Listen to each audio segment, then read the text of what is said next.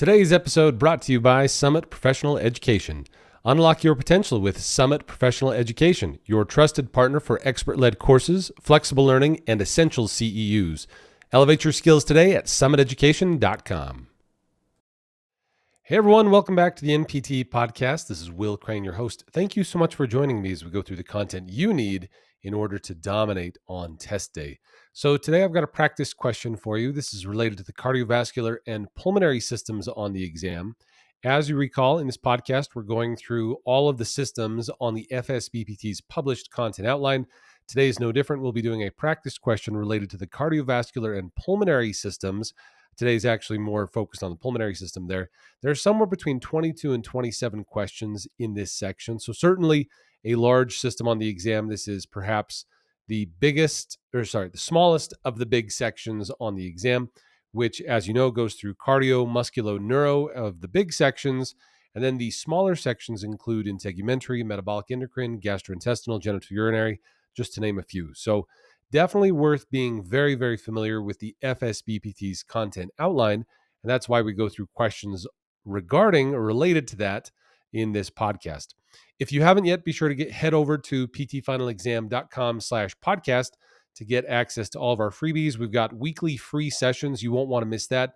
You can find all the links and get in on all of the freebies we have over at ptfinalexam.com/podcast. All right, so without further ado, let's go ahead and dive into our practice question for today. So as per our usual, I will read to you the question, give you a moment to respond, and then we'll talk about it together. Here we go. A physical therapist is treating a patient following a thoracic surgery that occurred 1 week ago. The patient requires airway clearance, but reports that coughing is too painful. Which of the following techniques would be most appropriate for the therapist to implement? 1, huffing, 2, percussion, 3, mechanical vibration, or 4, suctioning. So again, we have a physical therapist treating a patient following a thoracic surgery that occurred 1 week ago. The patient requires airway clearance, but reports that coughing is too painful. Which of the following techniques would be most appropriate for the therapist to implement? 1, huffing, 2, percussion, 3, mechanical vibration, or 4, suctioning. All right, so this question really hinges around the painful cough. So as we know, post-surgery, and it's reported by this patient, but it's very common that you would have pain with coughing because of that increased intrathoracic, intra-abdominal pressure. So it's very likely that you'll have to require or utilize other techniques for airway clearance. The number one on that list should be huffing. So huffing is used to clear both small and large airways. This is essentially, it's like a cough, but you don't actually close the glottis. So I liked how the textbook described it as if you are saying the word huff. Huff. So yeah, it always makes me laugh every time I try to demonstrate that to students in any of our classes. But I want you to try it on yourself.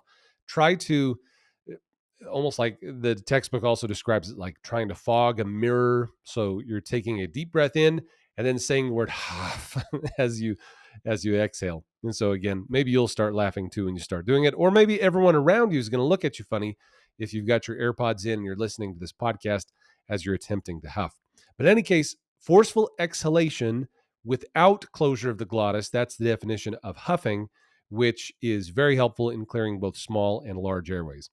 Now, these other answer options would be if the patient just had surgery and they report that coughing is too painful, then percussion and mechanical vibration are likely to exacerbate it. And in fact, you have relative contraindications for percussion and mechanical vibration after a thoracic surgery.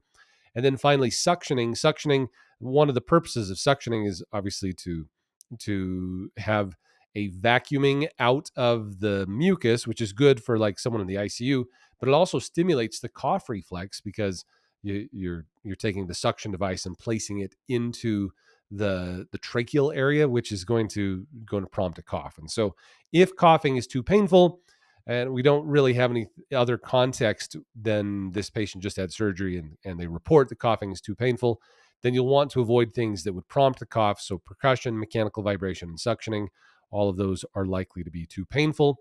The clear correct answer here is huffing because you're able to clear out both the small and large airways but without that rise in intrathoracic pressure that you get with the closure of the glottis during a cough. So all that to say, huffing is your best friend when it comes to clearing airways, especially if a cough is too painful.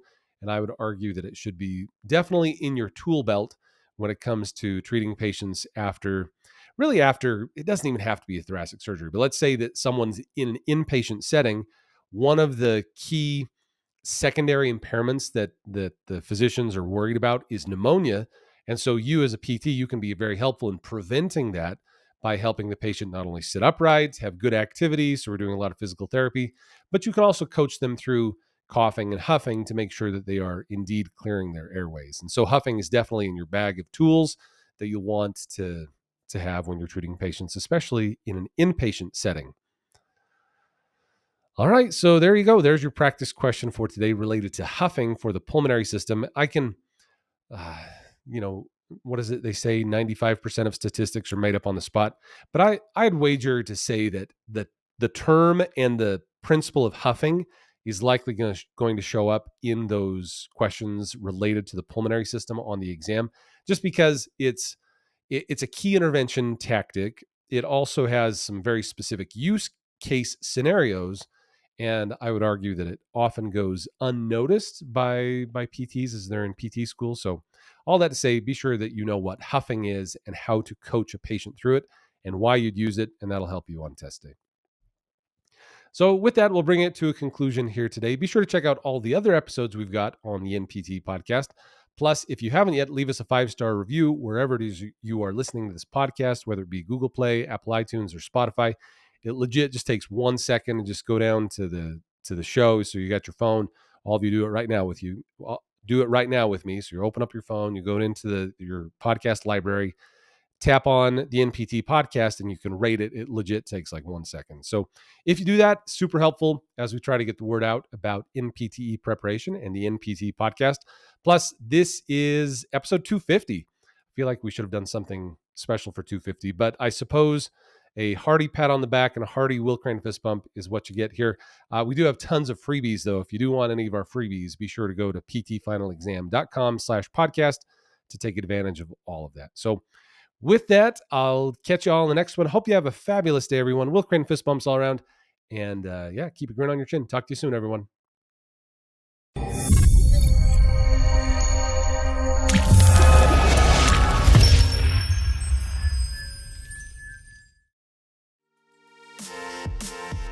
This podcast was sponsored by PT Final Exam, an awesome resource for Npte preparation.